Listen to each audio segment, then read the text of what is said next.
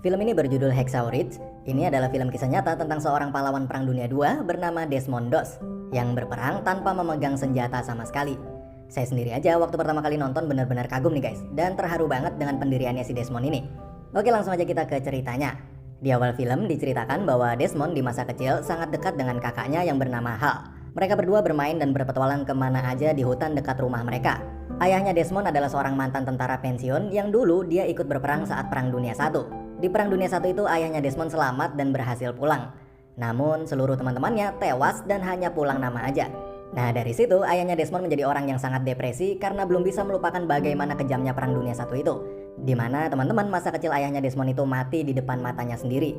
Akhirnya ayah Desmond pun menjadi seorang yang pemabuk berat dan berubah jadi ayah yang sangat pemarah. Sangat berbeda dengan ayah Desmond yang sebelum pergi ke medan perang, yang adalah orang yang sangat lembut dan penyayang. Singkat cerita, Desmond kecil yang sedang berkelahi dengan kakaknya tiba-tiba mengambil batu balok gede banget dan kakaknya pun kritis dan hampir meninggal dunia karena hantaman batu itu. Nah saat di situ Desmond pun shock karena udah nyaris ngebunuh kakaknya sendiri yang sangat dia sayangin.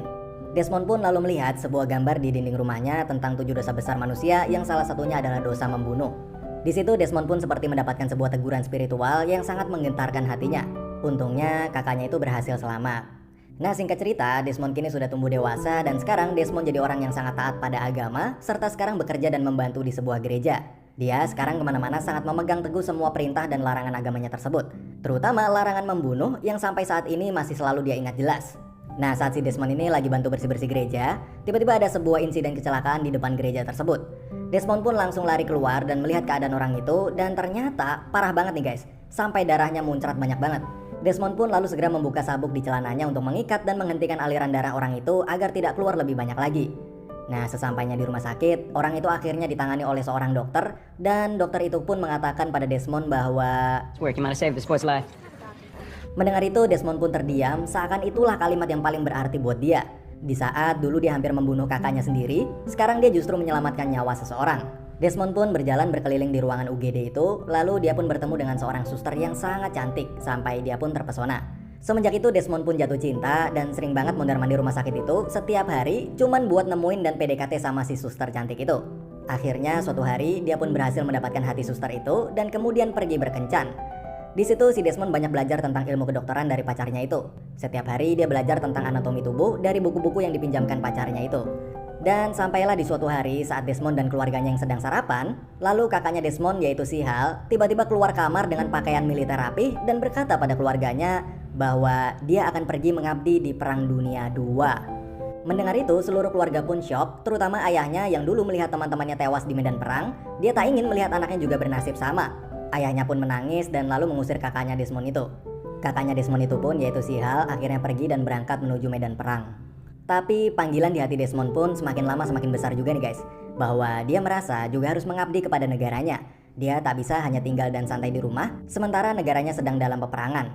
Sampailah di suatu waktu di mana Desmond memutuskan untuk mengikuti jejak kakaknya itu untuk mengabdi dan mendaftarkan diri sebagai tentara untuk Perang Dunia II. Desmond pun memberitahu pacarnya dan keluarganya tentang panggilan hati yang sudah tak bisa dia tahan lagi itu. Tapi Desmond ini berbeda, dia memilih untuk mengabdi sebagai tentara tenaga medis karena dia tak ingin membunuh siapapun, bahkan musuh saat di medan perang sekalipun. Akhirnya sebelum pergi, Desmond pun melamar pacarnya itu. Nah saat tiba waktunya perpisahan, saat di kereta, tunangannya itu pun memberikan buku Alkitab dan diselipkan fotonya agar si Desmond itu selalu ingat agama dan ada kekasihnya yang selalu menunggunya di rumah. Sesampainya Desmond di camp pelatihan militer dan di asramanya itu, dia berkenalan dengan banyak orang yang nantinya akan jadi satu tim dengan dia. Singkat cerita, awalnya semua tampak baik-baik aja nih guys. Dari mulai hubungannya dengan rekan-rekan setimnya, hubungannya dengan sersan atau komandan di timnya, dan hal-hal lainnya. Nah karena nanti di medan perang, lokasinya berada di tebing-tebing tinggi, maka latihan kali ini adalah untuk membuat simpul tali tambang yang nantinya digunakan untuk mendaki atau menuruni tebing. Di situ hampir semuanya berhasil membuat simpul yang sempurna. Namun Desmond justru salah dan membuat 2 lubang simpul. Saat itu semua orang pun mentertawakannya dan meledeknya karena simpul talinya Desmond itu mirip seperti BH cewek. Di latihan ketangkasan juga semuanya lancar. Desmond pun juara 1 di timnya. Namun saat tiba di latihan menembak dan saat semua orang sudah mengambil senjatanya masing-masing, di sana tersisa 1 senjata dan ternyata itu adalah senjatanya si Desmond. Desmond berkata bahwa dia tidak bisa memegang senjata karena agamanya melarang untuk membunuh atau mengambil nyawa seseorang. Saat itu semuanya pun heran pada Desmond termasuk komandannya. Desmond pun berkali-kali minta maaf karena sudah melanggar perintah komandannya itu, tapi bagaimanapun juga dia tetap tidak bisa menyentuh senjata karena agamanya melarang. Lalu Desmond pun dibawa menghadap ke kantor komandan yang lebih tinggi lagi untuk menjelaskan alasannya tidak mau memegang senjata itu. Oh ya guys, di sini saya bingung atau nggak tahu apa itu sersan, letnan, jenderal dan lain-lain. Saya taunya cuma atasan sama bawahan aja. Jadi biar gampang, kita sebutnya semua komandan aja ya guys. Nah di sana komandan pun menjelaskan bahwa saat di medan perang musuh nggak bakal mau tahu agama melarang atau enggak. Saat Desmond nggak punya senjata untuk mempertahankan dirinya, maka musuh bakalan tetap nembak dia dan ngebunuh dia.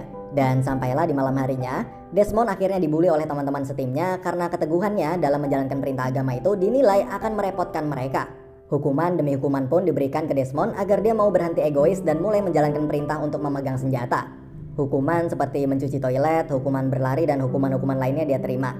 Dan sampailah di malam harinya, karena teman-temannya Desmond itu udah muak sama dia pun dipukulin sampai babak belur.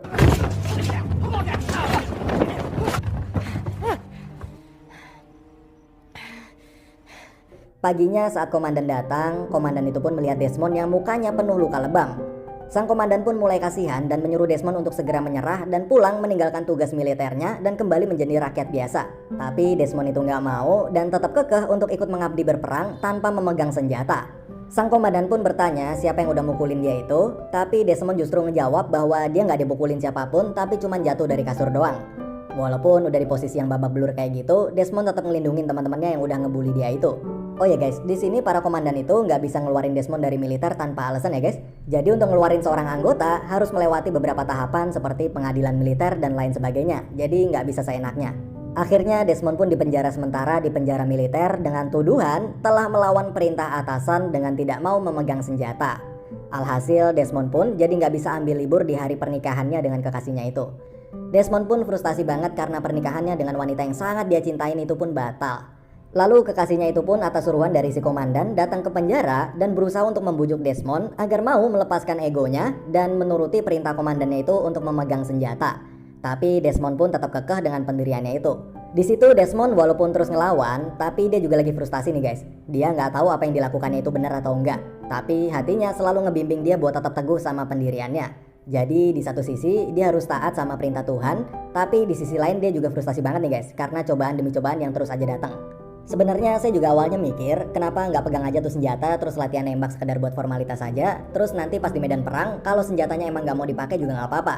Tapi oke lah, kita coba hargain aja keputusan si Desmond ini ya guys. Akhirnya sampailah di persidangan militer untuk memutuskan mengeluarkan Desmond dari militer atau tetap mempertahankannya. Di sidang itu Desmond udah kepojok banget karena ngadepin tuduhan dari 3 komandan yang bilang bahwa Desmond udah ngelawan perintah atasan dan bakalan dianggap sebagai penentang perang. Tapi si Desmond itu yakin bahwa dia bukan penentang perang dan dia juga bukan pengkhianat negara. Dia pun berkata bahwa I need to serve. I got the energy and the passion to serve as a medic. While everybody else is taking life, I'm gonna be saving it. Mendengar itu semua pun terdiam dan terharu. Tapi hukum tetaplah hukum. Di dalam militer semua harus patuh pada atasan dan tidak boleh mengutamakan kemauan pribadi. Akhirnya, ayahnya Desmond yang seorang mantan tentara saat Perang Dunia I pun datang dengan membawa surat dari Panglima Militer yang bertuliskan bahwa keputusan Desmond untuk mengabdi sebagai tentara medis adalah hal yang sah. Dan keputusannya untuk memilih tidak memegang senjata dan membunuh orang bukanlah kemauan pribadi namun perintah agama. Dan ketaatan seseorang dalam beragama itu dilindungi oleh konstitusi dan tidak akan dianggap sebagai pelanggaran hukum militer. Akhirnya setelah surat itu dibacakan pun semua pun lega nih guys, termasuk para komandannya. Jadi walaupun para komandannya itu nuntut Desmond, tapi mereka juga sebenarnya simpati dan mau ngizinin Desmond buat tetap di militer. Tapi para komandan itu juga gak punya pilihan lain karena awalnya nganggep perilaku Desmond itu udah ngelanggar hukum. Tapi begitu dengar surat keputusan itu, mereka semua pun lega dan Desmond jadi bisa tetap berada di tim mereka. Akhirnya setelah itu Desmond pun dibolehin cuti libur buat acara pernikahannya dengan kekasihnya itu. Dan lalu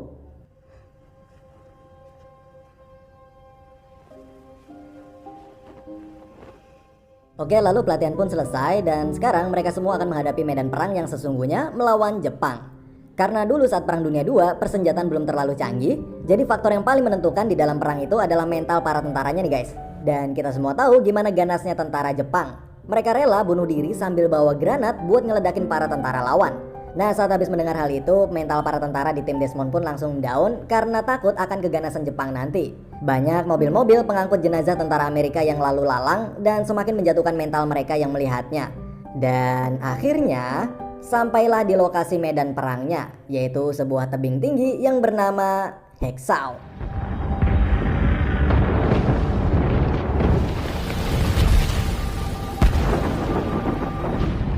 Nobody can survive that shit. Yap, sama seperti nama film ini, yaitu Hexau Ridge, yang artinya adalah tebing Hexau. Mereka semua pun lalu mendaki tebing itu, dan setelah mereka semua sampai, lalu...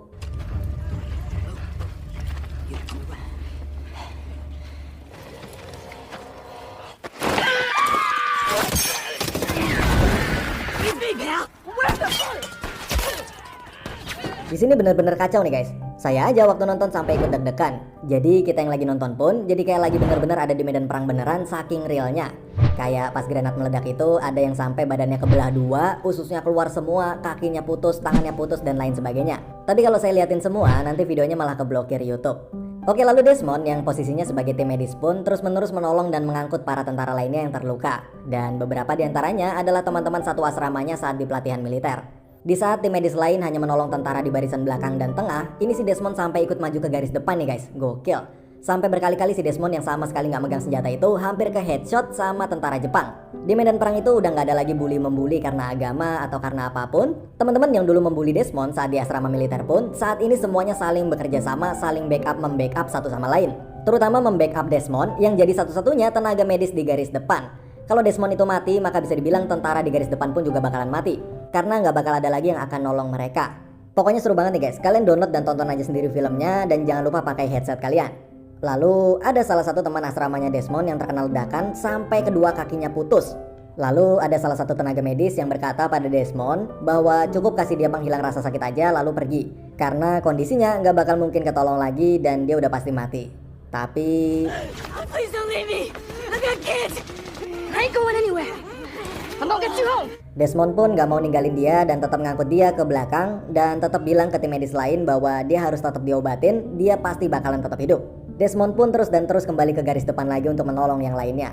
Singkat cerita, malam pun tiba dan semua pun mundur terlebih dahulu karena kondisinya yang gelap itu gak memungkinkan untuk tetap melakukan penyerangan. Tapi saat semua memilih beristirahat dan berlindung, Desmond malam itu masih tetap mau kembali ke garis depan untuk menolong para tentara lain yang masih terluka dan masih ada di sana. Lalu saat dirasa cukup, Desmond pun akhirnya mencari tempat berlindung untuk beristirahat.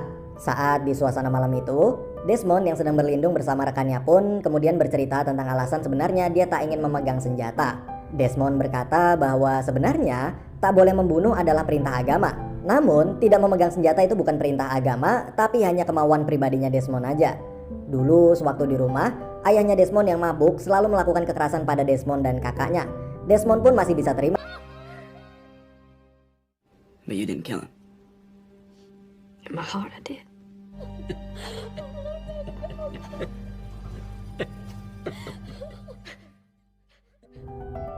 Singkat cerita, pagi hari pun tiba, lalu para tentara Jepang yang jumlahnya ribuan tiba-tiba menyerbu mereka dari bawah tanah. Karena jumlahnya yang sangat banyak, maka mereka pun terpojok dan terpukul mundur dan berlari menuju tebing Hexau untuk kabur turun. Tapi karena penyergapan mendadak itu, jadi banyak banget korban di sana nih guys. Banyak teman-teman asrama yang Desmond kenal meninggal dan terluka di sana. Dan akhirnya saat semua tentara termasuk para komandan di asrama militernya dulu yang memilih kabur dan kembali ke markas, Desmond pun yang sedang melihat teman-temannya mati dan terluka pun benar-benar bingung, gak tahu harus kabur atau tetap tinggal dan menolong mereka. Sementara tentara Jepang sangatlah banyak dan masih terus menyerbu mereka. Lalu saat kondisi seperti itu, Desmond pun berkata kepada Tuhan bahwa What is it you want of me? I don't understand.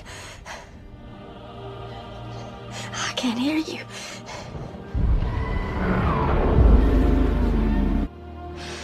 All right.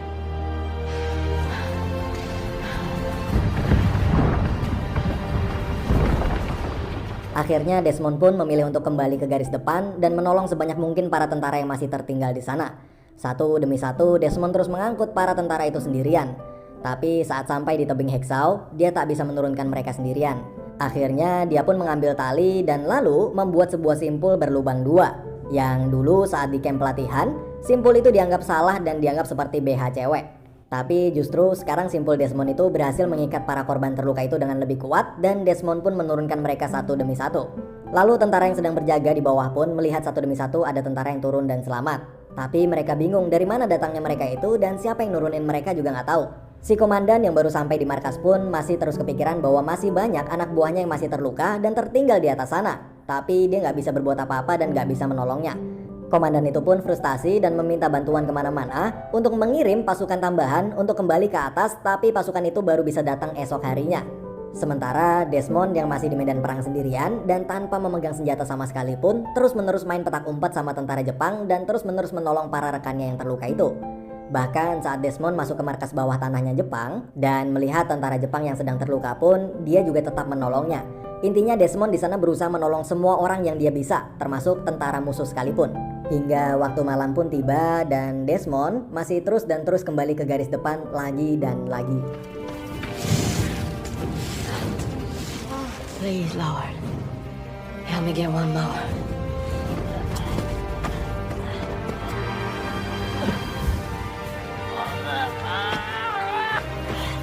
Please, help me get one more. One more. Help me get one more. One more. Help me get one more. Sepanjang malam dia sendirian di medan perang tanpa satu orang teman pun. Akhirnya pagi pun tiba, lalu sang komandan pun kaget melihat semua anak buahnya yang ternyata telah berada di ruang perawatan.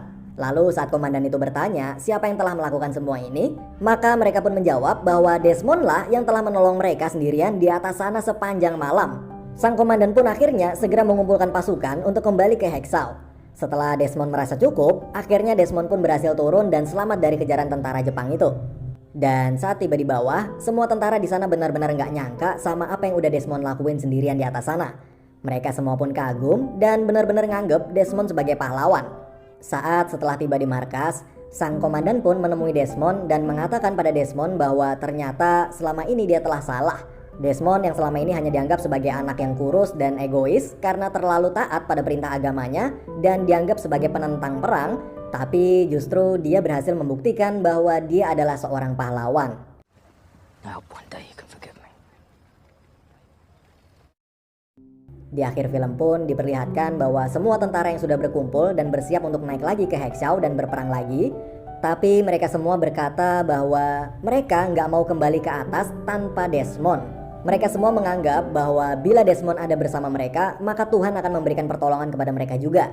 Akhirnya saat detik-detik mereka semua sudah berkumpul dan mau naik ke atas lagi untuk berperang, mereka semua pun masih menunggu. Menunggu Desmond mendoakan keselamatan mereka. Dan film pun berakhir.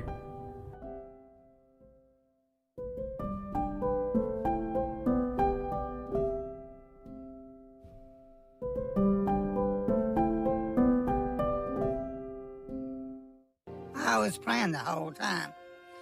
I just kept praying, Lord, please help me get one more. When I got this, I say, Lord, please help me get one more.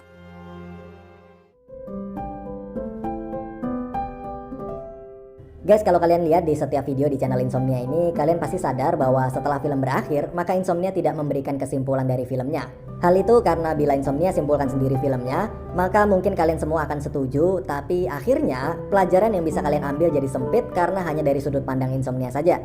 Maka dari itu, Insomnia sengaja nggak memberikan kesimpulan di akhir film, agar kalian semua bisa menyimpulkan dan mengambil pelajaran berdasarkan pendapat kalian masing-masing, yang akhirnya makna dari sebuah film itu pun akan